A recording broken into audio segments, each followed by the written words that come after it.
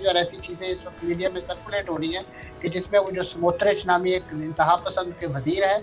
जो बस internal security के वजीर है, उन्होंने उन तमाम जो फ्लोटिला के जो शुरका थे तकरीबन 400 के करीब, उनको इसराइली जेलों में बिल्कुल जिसे कहना चाहिए बरहना करके और उनको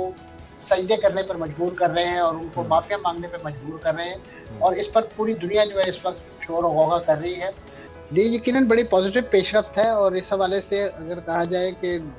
मोहसिन नकवी साहब जो हैं पाकिस्तान के दौरे पर आए थे और दोबारा ईरान तशरीफ ले गए, क्योंकि एक दिन का जो गैप उनका रहा है उससे तो यही लग रहा है कि पाकिस्तान के दौरे पर थे।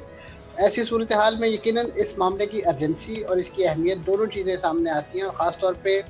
क्योंकि वो जो लास्ट एंड पे जो चीज़ों की स्लाइड प्रूनिंग होती है, मामलात पर कुछ टेक्स्ट पर इत्तफाक, कुछ अल्फाज पर इस नौइयत की बात माज़ूका, तो बजाय उसको बैक एंड फोर्थ मैसेजिंग का एक इनडायरेक्ट चैनल यहाँ से इस्तेमाल किया जाए, उसको अवॉइड करने के लिए, इस पूरे प्रोसेस को स्पीड अप करने के लिए, क्योंकि वहाँ ईरानी फरीक जो है उनसे मुज़ाकरात या उनसे उनके जो मुतालबात या उनका जो पॉइंट हुए वो लेके बराह रास्त वहाँ से जो है अमेरिका पहुँचाना जो है वो ज़्यादा यानी टाइम सेविंग था। तो यही वजह है कि इस वक्त एक बड़ी हेक्टिक किस्म की डिप्लोमेसी जो है वो पाकिस्तान के एंड पे की जा रही है। और उसका बुनियादी मकसद भी यही है कि इस वक्त दोनों पार्टीज का अगर देखा जाए तो एक सैचुरेशन पॉइंट आ चुका है। अगरचे इस वक्त अमेरिका ज्यादा बेताब दिखाई देता है, बयानात उसके हवाले से जो आ रहे हैं वो ईरान की बेताबी को जाहिर करते हैं कि ईरान बहुत बेताब है। लेकिन स्टेटस को इस वक्त मौजूद है। वो कहा जाता है कि ना तो जंग जारी है और ना ही अमन है, लेकिन वो जो एक कॉशियस किस्म का एक पीस का जो एक तासुर है, उसकी जो मैं समझता हूँ जो टोल है, जो उसकी जो बहुत बड़ी सज़ा है, वो इस वक्त दुनिया भर की मईशत को और दुनिया भर के जो इस वक्त तजारती मामलात और शिपिंग लेन्स और इंश्योरेंस के जितने भी आप समझ सकते हैं जो मईशत से रिलेटेड मामलात हैं, उन तमाम पर इस वक्त ज़िक्र पड़ रही है। और इसी वजह से एक दबाव भी बढ़ रहा है। और ख़ासतौर पे डोनाल्ड ट्रंप साहब जब आपको बहुत ज़्यादा धमकियाँ में ज़ुबान इस्तेमाल करते हुए दिखाई दें, तो इसका मतलब यह है कि उन्हें उनके यहाँ जो उनकी बेसिकली बिजनेस कंपनियां हैं, जो बड़ी बड़ी कंपनियां हैं जो दुनिया भर में बिजनेस करती हैं, उनका दबाव है कि आप तो कहते हैं कि हमारे पास तेल बहुत वाफिर है, लेकिन हमें तेल के अलावा खाद भी चाहिए, हमें दीगर जो इंफ्रास्ट्रक्चर की चीज़ें हैं वो भी दरकार है, सिर्फ और सिर्फ हम तेल पर नहीं चलते हैं। तो उस दबाव के नतीजे में डोनाल्ड ट्रंप साहब फिर फ्रस्ट्रेटेड होकर जो किस कंडीशंस पे आपको धमकी देते दिखाए। मंसूर साहब, किन कंडीशंस पे आपको ये मुआहिदा होता दिखाई दे रहा है? क्योंकि दोनों की तरफ से अपनी हाई पोजीशंस ली गई और कोशिश की गई कि वो मैक्सिमम अगले बंदे को, अगली पार्टी को, अपने फरीक को कायल कर सके, लेकिन वो चीज़ें आपको क्या हैं जो कि जिस पे इत्तेफाक राय हो पाए? और उसमें फिर पाकिस्तान तो बैकडोर डिप्लोमेसी कर रहा है। अभी हम देखा गुज़िश्ता रोज़ सदर पुतिन भी पहुंचे हुए थे चाइना, उनकी तरफ से भी इसी बात का इजहार किया गया कि ये ज़्यादा देर तक चल नहीं सकता। और इसमें जो उन दोनों का किरदार है, जिस तरह से ईरान के साथ उन्होंने भी इनडायरेक्टली उसकी मदद की है, तो बहरहाल अमेरिका भी इस चीज़ को समझता है। अमेरिका के अंदर से भी बहुत शदीद दबाव है, उनकी आवाम का, उनकी अपोजिशन जमातों का, और जो फाइनेंशियली उन्हें लॉस हो रहा है। तो आपको क्या लग रहा है कि किन चीज़ों पे ये चीज़ें सेटल डाउन होंगी? इस वक्त मैं समझता हूँ जो कोर इशू बन चुका है, अगरचे वो इस जंग का मकसद नहीं था, आपने हुर्मुज़ के खुलने के हवाले से आपने कल देखा होगा कि आप इसको उस पर ईरान ने जो अपना एक सेटअप बनाया है, एक अथॉरिटी बनाई है कि जो उसके मामलात को रेगुलेट करेगी या उसमें से जो जहाज़ पास करेंगे उनके लिए कोई मैकेनिज्म तैयार करेगी। अमेरिका को ये बात कतई पसंद नहीं है, क्योंकि वो चाहते हैं कि इसको पहले वाला स्टेटस को जो बहाल किया जाए जिसमें किसी किस्म का ईरान का कंट्रोल ना हो। लेकिन ईरान ने कल अपनी उस अथॉरिटी के ज़रिए तकरीबन 24 घंटों के अंदर 27 मुख्तलिफ जहाज़ जो हैं, जिसमें जर्मनी के, ईरान के, दीगर मुल्कों के जापान, चीन के जहाज़ थे, उनको गुजार के दिखाया है, बताया है कि हम इसको बड़ा इफेक्टिवली चला सकते हैं। तो ये इन्होंने एक टेस्ट केस के तौर पे एक सक्सेस स्टोरी करके दिखाई है। और उसके साथ साथ इस वक्त ईरान अमेरिका को खासतौर पे कोई टेंजिबल गेन तो उनके हाथ नहीं आई है। वो इस वक्त डोनाल्ड ट्रंप साहब की सुई न्यूक्स पर अड़ी हुई है कि वो चाहते हैं कि न्यूक्स वाला मामला जो है वो इस नौइयत का हो कि जिसमें बिल्कुल ईरान को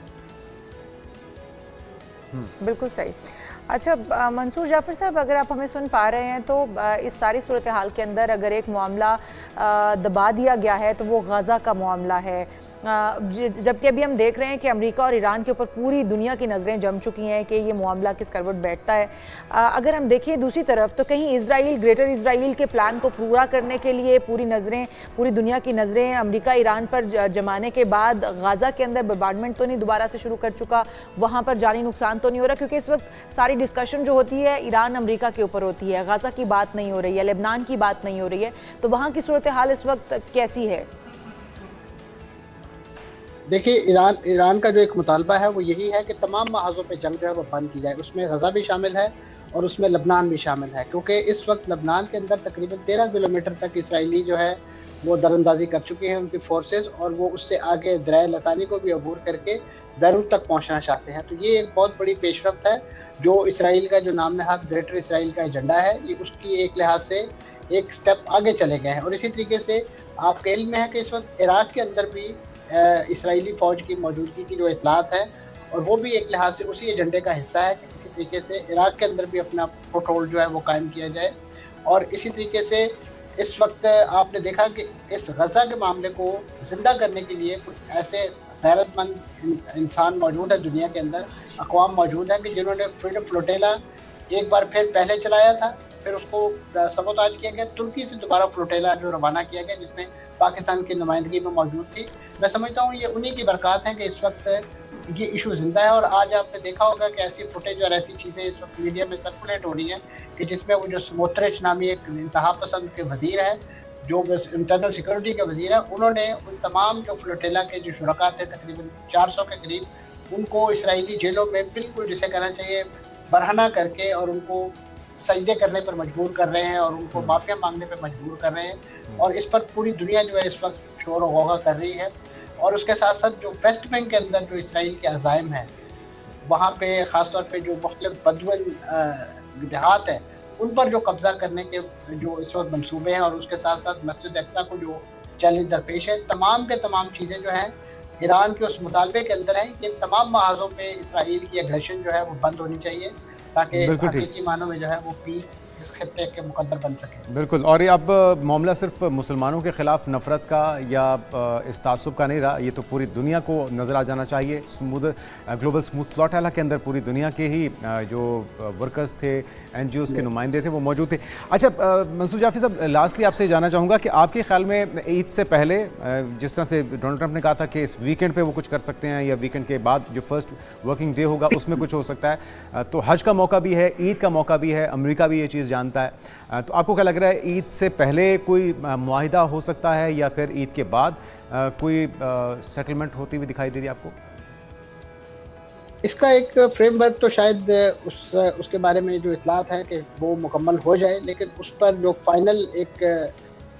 जैसे कहना चाहिए फेस टू फेस निगोसिएशन होनी है वो यकीनन ईद के बाद ही मुमकिन होगा, क्योंकि इस वक्त तमाम की तमाम दुनिया जो है वो यकीनन इस हज और ईद के मामलात में जो है उलझी हुई है। और इस वक्त पूरी कोशिश यही है कि वो ड्राफ्ट जो है